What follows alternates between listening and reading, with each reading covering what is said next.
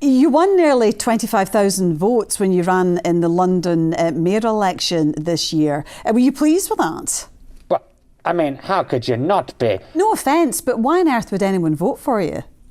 Why not? No offence to you. Have you seen the alternatives on offer? I came down to your planet expecting to be the novelty exotic option, but weirdly, it turns out that's not the case. And many of my policies actually are more sensible than the ones being offered by the so-called mainstream offerings. Would you ever think about coming to Australia and running here? You took the words right out of my lid, young man, because I've noticed 2025... federal elections, yes. That has not escaped my notice. Look, I've got a couple of things to do. I've got a UK comedy tour, my victory lap, but then I've got the American election, obviously. Got to go over there. I mean, I'm actually a saner choice than either of those guys. I'm not joking. I think you all agree with me on that one. So get that sorted. And once I've nailed the US presidency, it's over down under and sort you guys out. And is it just politics, Count Binface? Any chances of a cameo on Bridgerton, perhaps? I'd be very, very glad. I mean, you know, Bridgerton bends all kinds of historical norms. So the presence of a space alien in a sort of Regency drama with them, I mean, some of the spicy scenes, not quite sure how I'd work that Your out. Your Excellency, Count Binface, thanks for joining us. We'll have to leave it there. It's my pleasure. Lovely to be with you. You received 24,000 votes, more than 24,000 votes in the recent London mayoral election. Who is voting for you? Londoners. Cool. Lovely. Right, let's do this.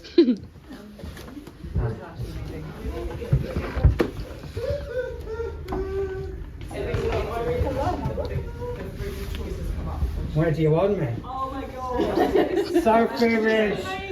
Sophy Ridge, Nick for Rum. Good, how are you? Pleasure.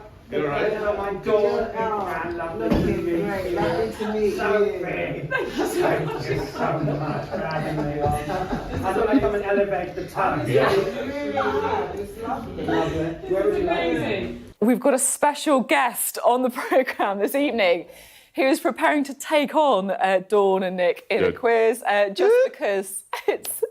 Fantastic. Let's have some applause. Count Binface, one of the sort of breakout stars who said the election campaign. Absolutely. We are out of time on the quiz. I have to say, it was a very good performance by Binface. Really was. Very good. Very good. But all good fun. Thank you very much. So, it's Sophy Ridge, everyone.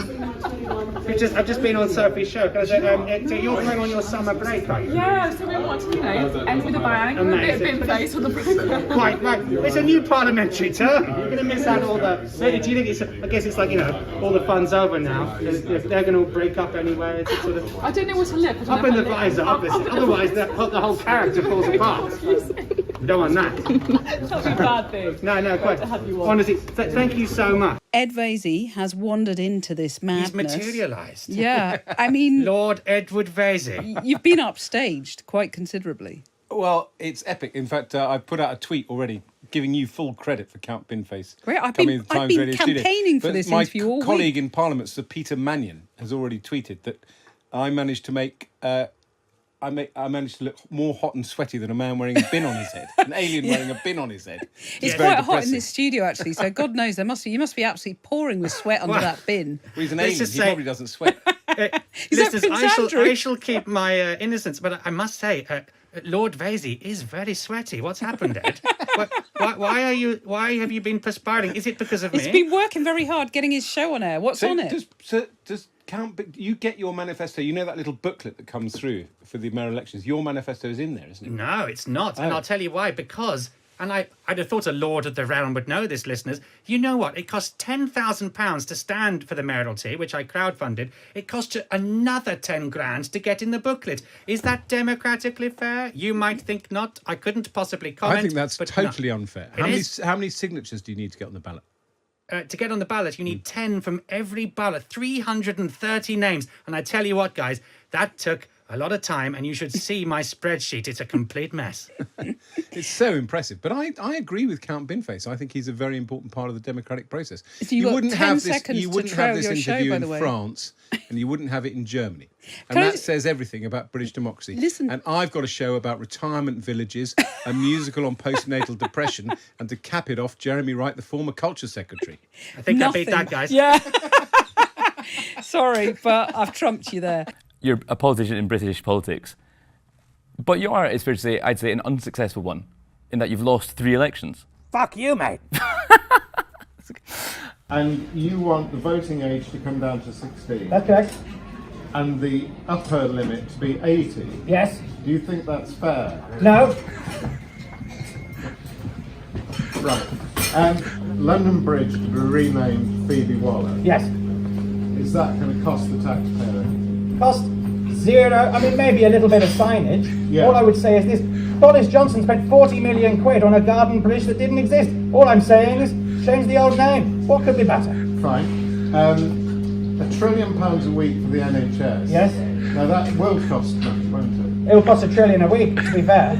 Article 21 of your manifesto. Yes. Which I'll read to you in case Do. you've forgotten. As if I can't see what's making you I think know, that. but the hand dryer in the gents' toilets at the Crown and Treaty, Uxbridge, to be moved to a more sensible position. Yes. Have you costed that? I have.